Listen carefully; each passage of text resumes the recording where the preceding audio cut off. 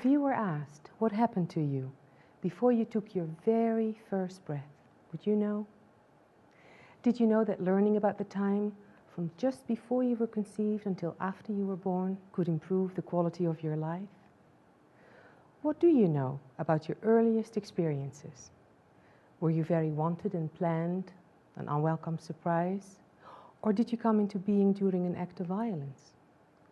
Imagine for a moment what it must feel like for a baby to spend 9 months in the womb of a mother who hated the man who raped her. Luckily, the vast majority of us were not conceived this way.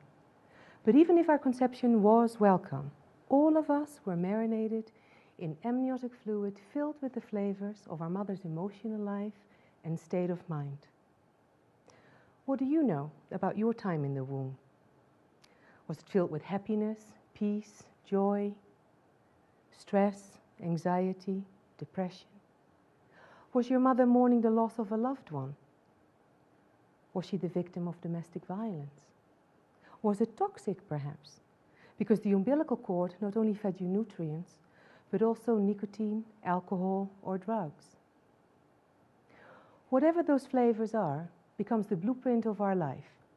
It is not only what a pregnant woman eats and drinks, but everything she feels and experiences in her environment that has an impact on her baby's future health, intelligence, and well-being. How a woman perceives her life during those 9 months is what helps shape baby to get ready for the environment it will be born into. This is nature's way of ensuring our survival by helping us get ready for what is yet to come. Once we are born, our life often becomes a repetition of those earliest experiences. This is why we so often attract in life what it is we have come to know so well in the womb. More than 30 years of research in the field of pre- and perinatal psychology has revealed the profound impact and effect conception, pregnancy, and birth has on our life. Most people go about their lives without realizing how these early verbal, emotional, and somatic imprints play a role. The latest research in epigenetic science suggests that the most critical and formative period goes back even earlier than birth. Findings point to the time shortly before conception to after birth as the most critical and sensitive period in establishing patterns in all areas of our life: physical, mental, emotional, and relational. The fact that these findings have only been made in the last few decades explains why it is not mainstream knowledge yet that the journey from womb to world shapes our life. And remember, it wasn't even that long ago we were told newborn babies felt no pain, let alone remember what happened around the time of their birth. Many years of photographing and working with babies during and after childbirth has showed me that this is profoundly untrue. Many, many years ago, I met a little boy who would have a profound effect on my life. I remember how deeply moved I was when little Sultan, born 2.5 months early, stopped me from what I was doing when he reached out with his tiny hand to hold onto my finger. Abandoned by his parents, I realized that the only way he received touch was during the many medical procedures we had to perform on him to keep him alive. After that, I would pause in between doing all the unpleasant things to gently stroke his little hairy arms and back. During those moments, I often wondered, if Sultan is this aware when he should have been inside his mother for at least another 2 months, could it be that babies inside the womb are just as aware of what goes on around them? After becoming a member of the Association for Pre- and Perinatal Psychology, I discovered that everything I had begun to wonder was true.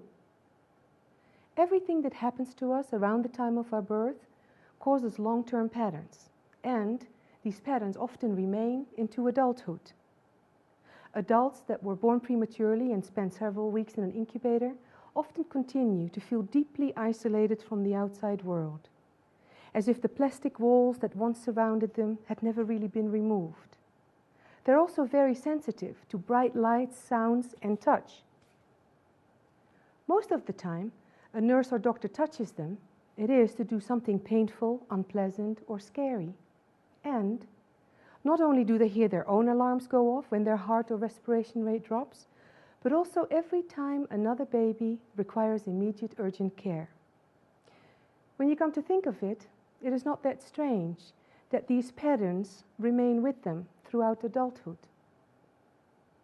What I found really interesting is that when I talk to people about how the way we come into the world affects us, most people say, "It makes so much sense," or that they wish they would have known, because then they would have done things differently. During my life, I discovered that nothing ever goes away until it teaches us what it is we need to know. It felt like the garments in my mother's closet had become the wardrobe of my life. When I understood that her outfits didn't belong to me, I could begin to take them off and finally start to dress myself in my own unique fashion. A few years ago, I showed the lead singer of a popular rock band who suffers from voice issues this photo of an intubated baby. I wanted to help him understand that when he was born and they need to put a tube down his throat to help him breathe, it had also prevented him from making any sounds, even when he was crying. He had tears in his eyes when he looked at me and said, "I finally understand why it has been so difficult for me to find my voice and to express myself unless I scream into a microphone on stage." I also found it heartbreaking when I learned that the tragic characteristics that Saddam Hussein and Hitler share with almost 75% of death row inmates here in the United States are an unwanted conception and an extremely difficult prenatal period and early start in life.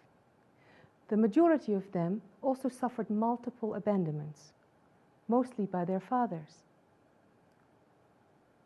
It made me wonder, how might their lives have been different if they would have been welcomed into the world with acceptance, love, and kindness when they were little baby boys? Regardless of what happened to us at the beginning of our life, there is an expiration date to blaming our parents. Realizing on a personal level how these early experiences have affected us can help us to change our belief system and greatly improve the quality of our life and that of others. Although babies are very vulnerable when it comes to being imprinted, they're also incredibly equipped to physically and mentally cope and survive. However, there's a big difference between surviving or thriving in life. Since it is so much easier to build a healthy child than to repair a broken adult, shouldn't the information we know now about how to give babies an optimum start in life not become more mainstream also? I have noticed that our awareness around this has begun to shift, because I am getting more and more calls from people seeking help dealing with their early imprints, and from couples who want to learn how to consciously prepare so that their future babies are not born with an inheritance of their parents' unresolved issues, fears, and trauma. Conception, the time we spend in the womb, and the way we are born is truly meant to be the gift of a lifetime for every child. If we want to make this world a more conscious, connected, and caring place for us all, we have to start with how we treat women during pregnancy. We also have to create the necessary changes in our current childbirth practices that will allow for more gentle births to take place. This is important. Why? Because around 135 million women give birth each year. That is 5 to 6 babies that will be born every second of every day.